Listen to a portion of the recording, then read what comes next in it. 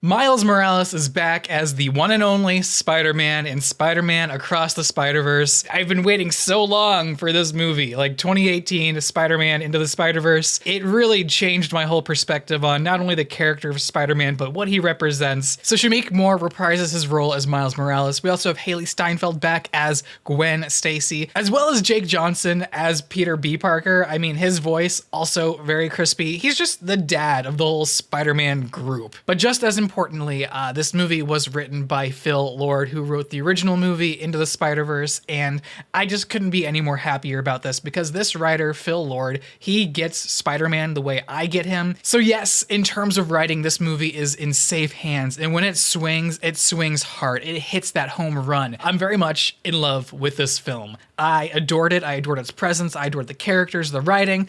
That's not to say there are a few things that I did not enjoy as well about it. I'm super excited to talk about this in a spoiler chat of some sort because there's a lot to dissect from this movie. But let's just really quick, do I recommend the movie? Of course. I'm gonna go ahead and mention both the art style and the animation. I know they're both two different things, but I want to mention them both at the same time because they are both just heightened past the first movie. You see a lot of the visual elements just pop off screen, and there's so many unique ideas visually. The effects, they're thrown at you, and it's beautiful. There are callbacks to the first movie. There's lots of foreshadowing through the art, and it's just a beautiful movie. It's visually gorgeous, and your eyes are just feasting upon the screen. Sometimes, yes, you can get a little dizzy, and I guarantee the people with the strongest of stomachs will also kind of get dizzy from this film. Now, in terms of characters, there were a few decisions made throughout the film that I just personally couldn't click with. I couldn't vibe with it, but that's not really an issue with the film as much as it is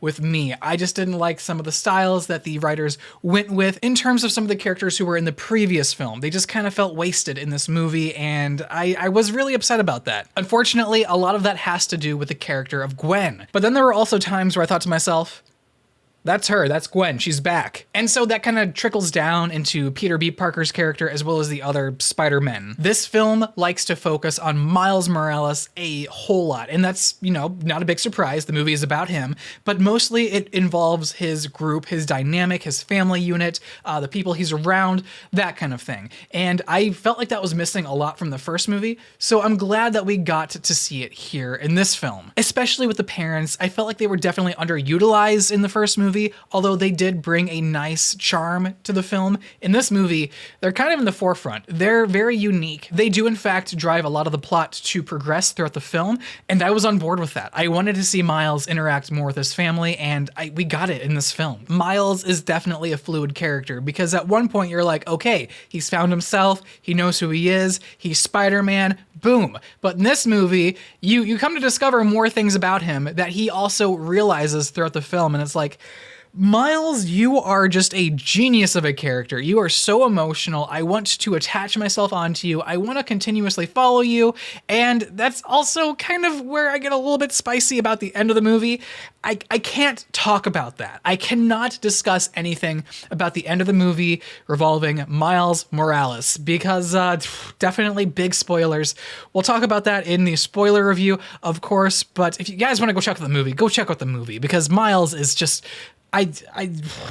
Miles is just such a gosh darn great character to back up. He is indeed the character that I just want to continuously root for, and that's just all to do with the great writing behind this movie. But take my word for it, the plot, it's really good. It's not anything like amazing, but it does string you along the whole time, and you're really following that string as tight as possible. You want to grasp onto that string, and you want to know where this goes next. The plot structure, it's actually a little bit broken up. This movie has a beginning, a middle, and then kind of like the beginning of an end, and then the movie has a very kind of, I want to say an abrupt ending, but also not an abrupt ending at the same time. I'm just going to go ahead and stick with my gut here and say that it is an abrupt ending. There was this woman in the back of my theater and she screamed to the top of her lungs, "That's it!" And everyone in the theater was in agreement.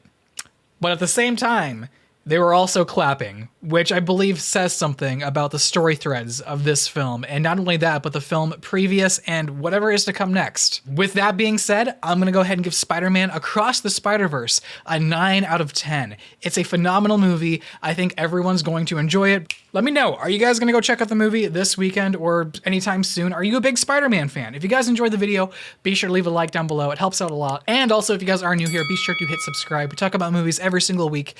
But yeah, guys, my name's Austin, and I will see you all in the next one. Again, look forward to my spoiler discussion of Spider-Man Across the Spider-Verse. Take care.